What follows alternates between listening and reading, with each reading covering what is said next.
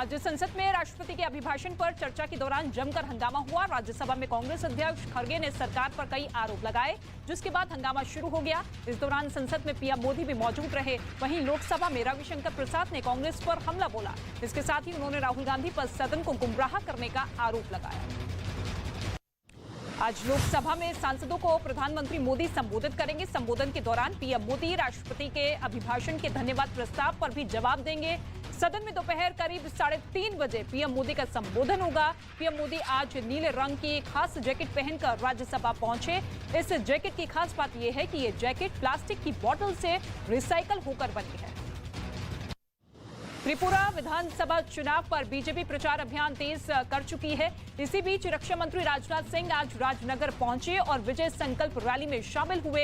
इस दौरान उन्होंने जनता को संबोधित किया और ये कहा कि त्रिपुरा के लोगों ने 5 साल का समय दिया और यहाँ की तस्वीर बदल गई। हमें 5 साल का समय और दीजिए, हम त्रिपुरा को नंबर 1 का राज्य बनाएंगे।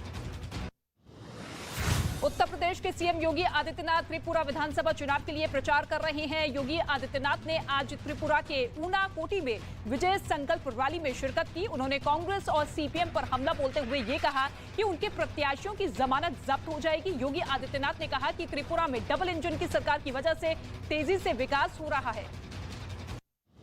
तुर्की और सीरिया में भूकंप से मरने वालों का आंकड़ा बढ़ता जा रहा है। दोनों देशों में अब तक 9,500 से ज्यादा लोग जान गंवा चुके हैं। केवल तुर्की में ही 6,500 से ज्यादा लोगों की मौत हो चुकी है। भूकंप के तेज झटकों की वजह से कई इमारतें जमींदोज हो चुकी है। हर तरफ तबाही का मंजर है। तुर्की में आज फिर भूकंप के झटके महसूस किए गए। भूकंप से तबाह तुर्की के लिए भारत ने मदद का हाथ बढ़ाया है। भारत की ओर से 4 टीमें तुर्की पहुंच चुकी है। भारतीय अधिकारियों के साथ बड़ी संख्या में मशीनें, वेंटिलेटर, जरूरी दवाएं और दूसरी मेडिकल सुविधाएं भेजी गई हैं। इसके अलावा एनडीआरएफ की टीमें भी भेजी गई हैं, जो स्थानीय अधिकारियों के साथ मिलकर रेस्क्यू मिशन में हिस्सा ले रही हैं। तुर्की में तबाही के बीच रेस्क्यू ऑपरेशन जारी है। राहत बचाव के लिए 60,000 से ज्यादा लोग जुटे हुए हैं। पीड़ितों की मदद के लिए दूसरे देशों से लोग पहुंच रहे हैं। विदेशों से करीब 3,000 से ज्यादा वॉलंटियर तुर्की में लोगों को खाने पीने की चीजें मुहैया करा रही हैं। इसके साथ ही जरूरतमंदों को मेडिकल सुविधा भी दी जा रही है। पाकिस्तान के प्रधानमंत्री शहबाज शरीफ अब तुर्की नहीं जाएंगे। तुर्की सरकार ने शहबाज शरीफ का दौरा रद्द करने की गुजारिश की है। तुर्की ने कहा कि भूकंप आने की वजह से हर तरफ तबाही मची हुई है, जिसमें सरकार राहत और बचाव कार्य में जुटी हुई है। बताया यह जा रहा है कि शहबाज शरीफ के साथ विदेश मंत्री बिलावल भुट्टो जरदारी भी तुर्की का दौरा करने वाले थे। पाकिस्तान में अफगानिस्तान सीमा पर आतंकवादियों की ट्रेनिंग लेने की तस्वीरें सामने आई है। दावा यह किया जा रहा है कि आतंकवादी संगठन आईएस खुरासान की ओर से आतंकवादियों को ट्रेनिंग दी जा रही है। इन लोगों को टारगेट किलिंग और सुरक्षा बल पर हमले का प्रशिक्षण दिया गया है। खुफिया एजेंसियों को शक है कि इन आतंकवादियों को भारत और अन्य जगह पर हमले के लिए तैयार किया जा रहा है। महाराष्ट्र के रायगढ़ में एक कंपनी में आग लगने से हड़कंप मच गया, जिसके बाद मौके पर अफरा तफरी का माहौल बन गया। आग इतनी ज्यादा तेज थी कि दूर तक इसकी लपटें उठती हुई नजर आई और आसपास काले धुएं का गुब्बार छा गया। वहीं इस बीच कई इमारतें में धमाके की भी जानकारी सामने आई है, जिसमें पूरी इमारत जलकर राख हो गई। लेकिन आग किन कारणों की वजह से लगी है, फिलहाल इसकी जानकारी नहीं आ पाई है। जम्मू श्रीनगर नेशनल हाईवे पर यातायात प्रभावित हो गया है। रामबन में पहाड़ दरकने की वजह से मलबा हाईवे पर गिर पड़ा, जिससे दोनों तरफ गाड़ियों की लंबी कतारें लग गई। रास्ता फिर से चालू करने के लिए प्रशासन की ओर से मलबा हटाने के लिए मशीनों का इस्तेमाल करना पड़ा, लेकिन अभी कुछ समय तक हाईवे पर आवाजाही प्रभावित रहेगी। यूपी के मथुरा में शराब तस्करों के खिलाफ पुलिस ने बड़ी कार्रवाई को अंजाम दिया है। पुलिस ने चेकिंग अभियान चलाया और एक शराब तस्कर को गिरफ्तार कर लिया है, जिससे 294 पेटी अवैध शराब जब्त की गई है, जिसकी कीमत 27 लाख बताई जा रही है। दावा यह किया जा रहा है कि अवैध शराब की पेटियों को कई जिलों में सप्लाई करने की प्लानिंग थी। वहीं गिरफ्तार तस्कर से फिलहाल पूछताछ की जा रही है। यूपी के नोएडा में पुलिस ने ऑनलाइन गेमिंग फ्रॉड की गिरोह का भंडाफोड़ किया है। कार्रवाई करते हुए पुलिस सेक्टर 39 इलाके से ठगी करने वाले 16 आरोपियों को गिरफ्तार कर चुकी है। इसके साथ ही 12 लैपटॉप, 73 मोबाइल और 90 एटीएम कार्ड भी बरामद किया गया है। यह आरोपी ऑनलाइन खेलने के नाम पर लोगों से ठगी किया करते थे, जिसकी शिकायत मिलने पर पुलिस ने एक्शन लिया।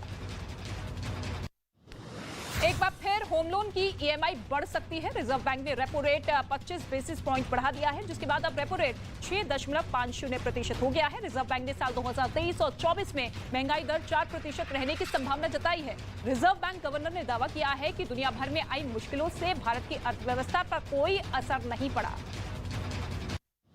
कंगाली से जूझते पाकिस्तान के लिए एक नई मुश्किल खड़ी हो चुकी है। पंजाब प्रांत के कई पेट्रोल पंपों पर तेल ही नहीं बचा है। इस संबंध में पेट्रोल पंपों के बाहर नोटिस तक चिपका दिए गए हैं। खबर यह है कि कई जगह पेट्रोल ब्लैक में भी मिल रहा है। ब्लैक में पेट्रोल की कीमत 400 रुपए प्रति लीटर तक पहुंच चुकी है। अमेरिका के राष्ट्रपति जो बाइडेन ने अमेरिकी संसद को संबोधित किया। उन्होंने युद्ध का जिक्र करते हुए कहा कि 1 साल पहले भी जंग को लेकर बात हुई थी। बाइडेन ने कहा कि चीन या किसी भी अन्य देश के मुकाबले अमेरिका ज्यादा मजबूत है। जो बाइडेन ने माना कि यूक्रेन पर रूस का हमला दुनिया के लिए एक कठिन परीक्षा की तरह है। उत्तर कोरिया के तानाशाह किम जोंग उन की बेटी एक बार फिर सार्वजनिक तौर पर दिखाई दी। उत्तर कोरिया की राजधानी प्योंगयांग में सेना के 75वें फाउंडेशन डे के मौके पर कार्यक्रम का आयोजन किया गया, जिसमें किम जोंग उन की पत्नी और बेटी भी शामिल हुई। किम जोंग उन के परिवार की तस्वीरें सरकारी मीडिया की ओर से जारी की गई। फ्रांस की राजधानी पेरिस की सड़कों पर पुलिस और प्रदर्शनकारियों के बीच झड़प हुई। पुलिस ने प्रदर्शनकारियों को काबू करने के लिए आंसू गैस के गोले भी चलाए। साथ ही जानकारी ये है कि इस दौरान 17 लोगों को गिरफ्तार भी किया गया है। ये लोग इस सरकार के नए पेंशन प्लान का विरोध कर रहे हैं। पेरिस के अलावा फ्रांस के कुछ अन्य शहरों में भी प्रदर्शन किया गया। रूस के मॉस्को में जोरदार धमाका हुआ, जिसके बाद मौके पर अफरा तफरी मच गई। बताया ये जा रहा है कि 5 मंजिला इमारत में गैस लीकेज की वजह से ये विस्फोट हुआ है, जिसमें 5 लोगों की जान जा चुकी है, जबकि कई लोग जख्मी हुए हैं।